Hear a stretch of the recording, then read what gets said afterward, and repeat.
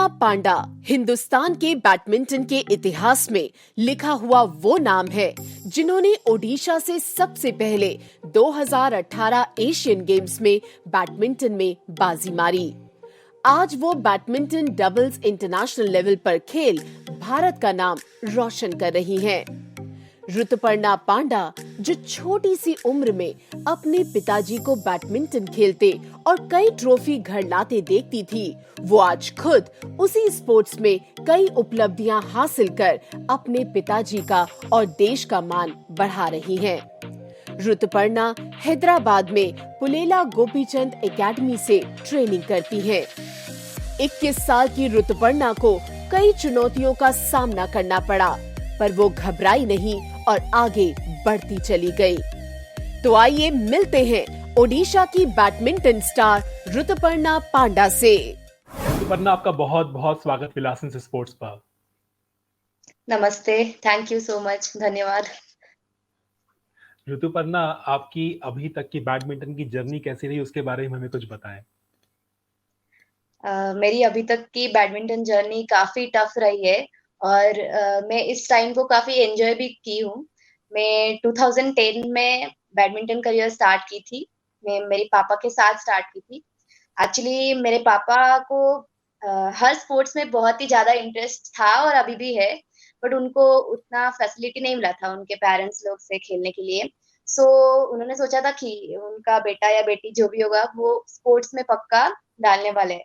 सो मेरे पापा आउटडोर में जाके खेला करते थे मैं जब बहुत छोटी थी, और मैं रात को ठंड में विंटर सीजन में रात को 11:30 बजे तक बैठ के देखती रहती थी।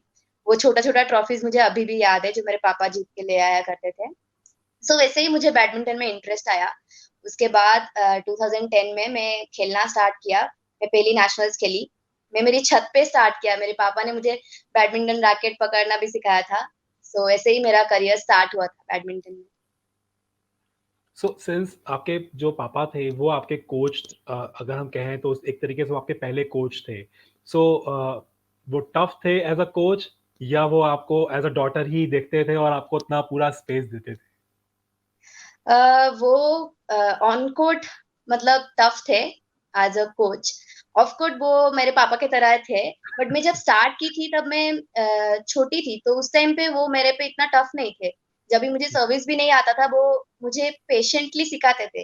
इट्स ओके, तू कर सकती है, अगर नहीं हो रहा है तो नेक्स्ट टाइम ट्राई करना है ऐसे। एंड जब मैं धीरे धीरे थोड़ा सीनियर होते गई तो ऑफ कोर्स वो ज्यादा टफ होते गए मेरे ऊपर, बिकॉज मेरा कंपटीशन लेवल भी बढ़ता जा रहा है, तो ताकि मैं और ज्यादा इम्प्रूव करूँ। सो मेरे पापा ऑन कोर्ट स्ट्रिक्ट ही है। सो आपको कौन कौन से जो चैलेंजेस है वो फेस करने पड़े जब आप बड़े हो रहे थे एज अ प्लेयर? अगर मैं पूछूं उस चैलेंजेस के बारे में तो कौन से थे वो? एज अ प्लेयर काफी सारा चैलेंजेस रहा है। उड़ीसा से मैं पहली लड़की हूँ जो कि इंडिया को रिप्रेजेंट की एशियन गेम्स में, और स्टार्टिंग में बहुत मुश्किल था। एक्चुअली मेरे घर के पास कुछ इंफ्रास्ट्रक्चर नहीं था और इतना कोचिंग फैसिलिटी भी नहीं था, तो मुझे 28 से 30 किलोमीटर ट्रैवल करना पड़ता था पापा के साथ। मैं रोज पापा के साथ बाइक में जाके 6 o'clock पहुंचती थी भुवनेश्वर में। वो मेरे घर से 30 किलोमीटर दूर था, और फिर प्रैक्टिस स्टार्ट होता था, फिर मैं वापस आती थी क्योंकि पापा का शॉप है कटक में, सो उनको वो भी संभालना पड़ता था। तो मैं से 1.5 years या 2 years तक ट्रैवल की हूँ बस प्रैक्टिस के लिए। मैं कटक से भुवनेश्वर अप एंड डाउन कर रही थी बाइक में। कभी कभी तो मैं 2 बारी भी जाना पड़ता था एक दिन में जब टूर्नामेंट्स आ जाता था। सो मेरे लिए काफी टफ था।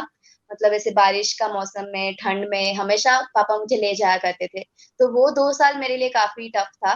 उसके बाद धीरे धीरे कटक में फैसिलिटी आया तो मैं उधर खेलने लगी। फिर मैं 2017 में मैं मेरी बहन के साथ डबल्स खेल रही थी, तो फिर मुझे गोपीचंद एकेडमी का कोचेस लोग देखे थे और उधर से मुझे सिलेक्ट किया था। तो मैं 2017 में हैदराबाद में एकेडमी ज्वाइन की। सो आपने बताया एक प्लेयर को, of course as a player आपको बहुत ज़्यादा चैलेंजेस फेस करने पड़े, स्पेशली बारिश हो या धूप हो, आपको 30-30 किलोमीटर चलकर जाना है और आपको प्रैक्टिस करनी है। तो प्रैक्टिस करने के लिए समय कितना बचता है, या मैं कहूँगा आप एज अ प्लेयर कितने घंटे प्रैक्टिस करते हो एवरी डे? हाँ, अभी तो हमारा यूजुअली 3 सेशंस होता है और कभी-कभी 2 सेशंस होता है। अगर 2 सेशंस रहता है तो मॉर्निंग वाला सेशन थोड़ा लंबा रहता है अगर 3 रहता है तो अर्ली मॉर्निंग एक होता है, फिर हम लोग ब्रेकफास्ट करके फिर एक सेशन होता है और फिर इवनिंग में हमारा मोस्टली ट्रेनिंग, जिम ये सब रहता है और मॉर्निंग में ऑन कोर्ट रहता है। तो हम लोग दिन में 8 आवर्स ऐसे प्रैक्टिस करते हैं। एंड आपने ये भी बताया कि आपने गोपीचंद अकेडमी जॉइन करी। तो एक चीज़ तो मैं ज़रूर जानना चाहूँगा कि किसी भी प्लेयर के लिए कितना इम्पोर्टेंट है एक अच्छी अकेडमी जॉइन करना, एक नामी अकेडमी जॉइन करना, जहाँ पर वो जाकर के प्रैक्टिस ही अच्छे से कर सके और वो जो सक्सेस का रास्ता है कहीं न कहीं, वो उसके लिए खुल सके? एक प्लेयर के लिए बहुत इम्पोर्टेंट है एक अच्छा एकेडमी जॉइन करना, अच्छा कोचेस के अंडर में और अच्छा सपोर्ट स्टाफ्स के पास प्रैक्टिस करना। बिकॉज़ उधर काफ़ी सारे प्लेयर्स भी रहते हैं दूसरा स्टेट से, तो प्रैक्टिस में भी वही लेवल में प्रैक्टिस मिलता है। तो एक लेवल में खेलने के बाद एक प्लेयर को मतलब एक अच्छा एकेडमी जॉइन होना चाहिए और फिर उनको अच्छा हाई लेवल का ट्रेनिंग मिलता है, अच्छा कोचेस रहते हैं, सपोर्ट स्टाफ्स रहते हैं, प्लेयर्स रहते हैं, तो वो उस हिसाब से इम्प्रूवमेंट करता है और इंटरनेशनल भी बहुत अच्छा परफ़ॉर्म करता है। या सो लॉन्गेस्ट रैली अगर अभी तक की कोई पूछूँ तो कौन-सी कहेंगी आप? अ, एक्चुअली मुझे करेक्टली वो कितना शॉट्स का था याद नहीं है, बट वो मेरा डच ओपन में था। मैं और आरती सारा सुनील खेल रहे थे उस टाइम और हम लोग ओके। एक कनाडा पेयर के अगेंस्ट में खेले थे। वो रैचल हेनरिच और क्रिस्टिन साई वो दोनों का नाम था और वही शायद लॉन्गेस्ट रैली था या आपने अभी तक जितने भी इंटरनेशनल गेम्स खेले हैं, उसमें आपने या तो डबल्स खेला या मिक्स्ड खेला है। सिंगल्स में कब देख रहे हैं हम आपको?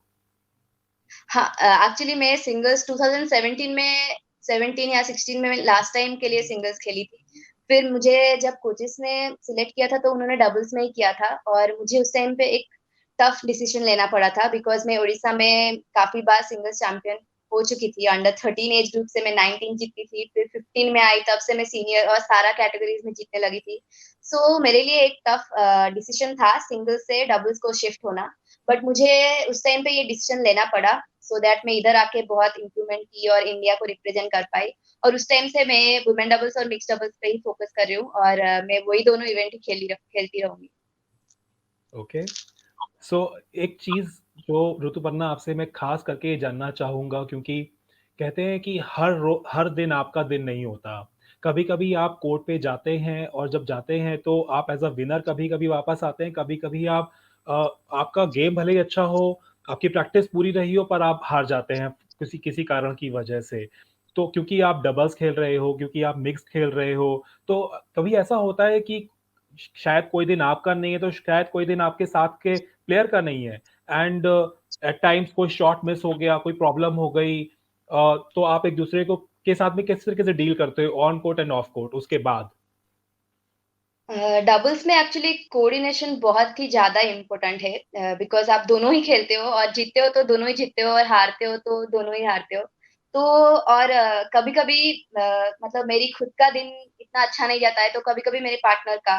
सो उस टाइम पे हम दोनों लाइक एक-दूसरे को बहुत सपोर्ट करते हैं सो दैट हम लोग अपना बेस्ट दे सकते और फिर रिज़ल्ट तो कैसे भी मतलब हम अपना बेस्ट देना चाहिए फिर रिज़ल्ट तो कुछ भी आए वो ठीक है, क्योंकि हम लोग इतना मेहनत करते हैं, तो हमेशा कोर्ट पे अगर एक जन का थोड़ा मिस्टेक्स हो रहा है या फिर कुछ प्रेशर में आ रहे हैं, तो हम एक-दूसरे को सपोर्ट करना चाहिए। मैं तो हमेशा वही करती हूँ, सो दैट हम दोनों अपना बेस्ट दे सकते हैं और मैं ट्राई करती हूँ हमेशा मेरी पार्टनर को मोटिवेट करने के लिए।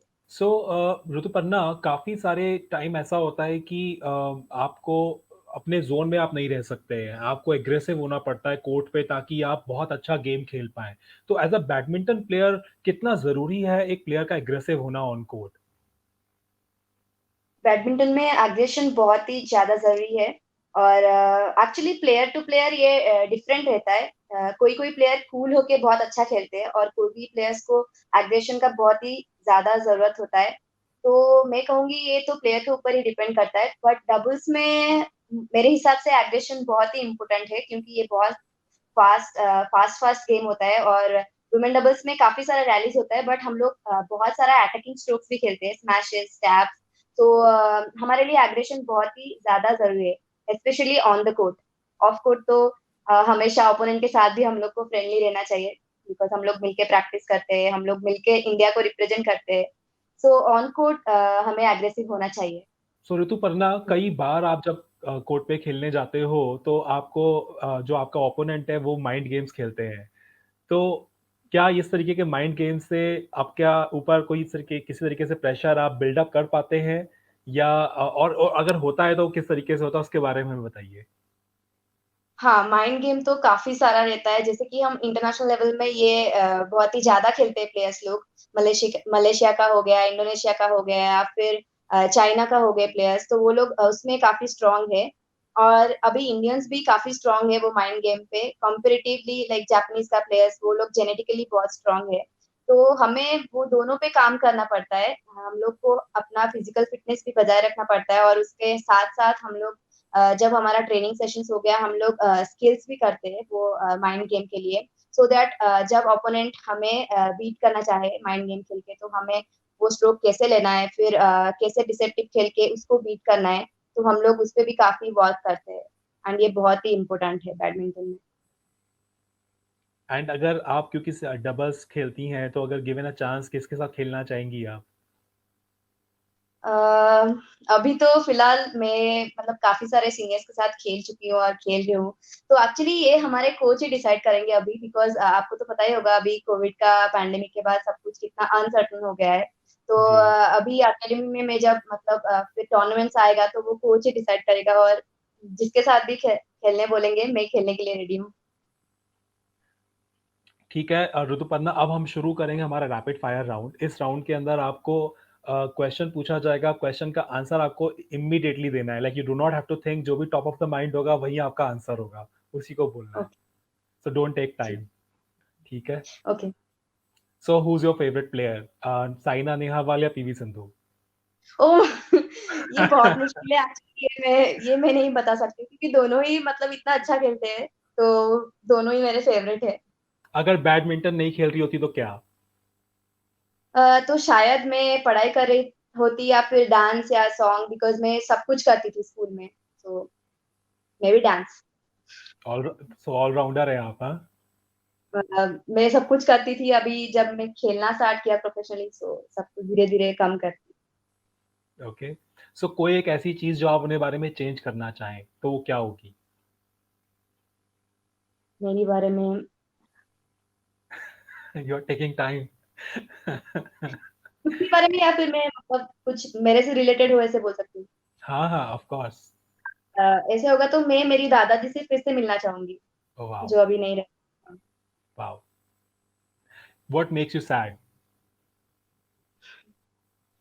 अ, मेरे दादाजी का बात मुझे बहुत मतलब दुःख होता है, मैं क्योंकि मैं उनको बार-बार याद करती रहती हूँ। वो मुझे बोले थे कि तू जब बड़ी होगी बहुत ही अच्छा इंसान बनेगी और अच्छा प्लेयर ही बनेगी। जब मैं धीरे-धीरे अच्छा खेलना स्टार्ट किया था, तब वो नहीं रहे थे। सो ऑफ कोर्स मैं चाहूँगी कि मतलब वो जहाँ भी है मुझे देखते रहे। आई एम श्योर वो आपको पूरी ब्लेसिंग्स दे रहे हैं और देते हाँ, रहेंगे। What makes yes. You happy? So many things makes me happy actually, मुझे खाना बहुत खुश कर देता है। तो मैं खाना देखती हूँ तो बहुत खुश हो जाती हूँ या तो फिर क्या कुछ नया पसंद है चीज़ें। खाने में सबसे ज्यादा? मुझे नॉन-वेज पसंद है, मुझे चॉकलेट पसंद है और बस मुझे काफ़ी सारा चीज़ें पसंद है एक्चुअली, मिठाई भी। Okay, awesome. So what are your future plans, उनके बारे में भी बताएं। अ, इट्स लाइक एक बार सब टूर्नामेंट स्टार्ट हो जाए, बिकॉज़ ये ईयर पूरा कोविड की वज़ह से काफ़ी सारा नेग्लेक्ट हुआ है, सारे प्लेयर्स का ही। तो मैं चाहती हूँ जल्द ही सब कुछ ठीक हो जाए, वैक्सीन आ जाए और उसके बाद टूर्नामेंट स्टार्ट हो जाए, सो दैट फिर मैं कॉम्पिटिशन लेवल में आगे जा सकूँ। फिर मैं वर्ल्ड रैंकिंग में टॉप 50 में आके फिर धीरे-धीरे अच्छा-अच्छा टूर्नामेंट्स खेलूँ, सुपर सीरीज़ खेलूँ और उसपे इंडिया के लिए मेडल जीतूँ और वर्ल्ड का मतलब बड़ा-बड़ा इवेंट में मैं इंडिया के लिए मेडल जीतूँ। Of course. कोई मैसेज जो आप देना चाहें ऋतुपर्णा?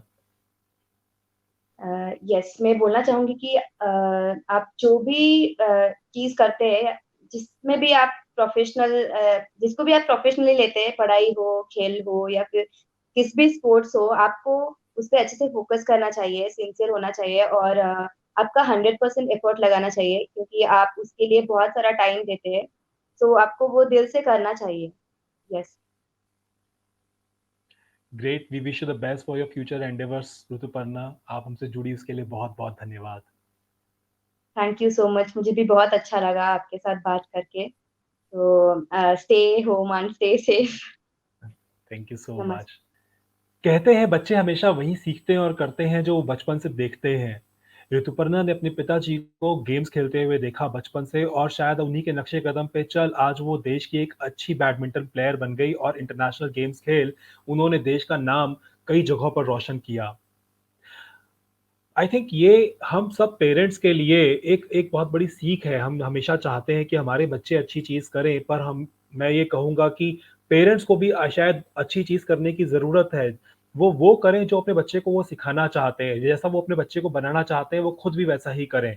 बच्चे अपने आप उनके नक्शे कदम पे चलकर एक अच्छी दिशा और एक अच्छा मुकाम अपने जीवन में ज़रूर हासिल कर लेंगे। हम इस चैनल के माध्यम से आप तक कई ऐसे प्लेयर्स की कहानी और इंटरव्यूज़ लेकर आते हैं, जो ज़रूर बहुत इंस्पायरिंग होती हैं और जिनको देख कर के आप भी अपने जीवन में काफ़ी कुछ सीख सकते हैं। अगर हमारा ये चैनल पसंद आया हो, हमारा कंटेंट पसंद आ रहा हो आपको, तो हमारा चैनल ज़रूर सब्सक्राइब कीजिएगा।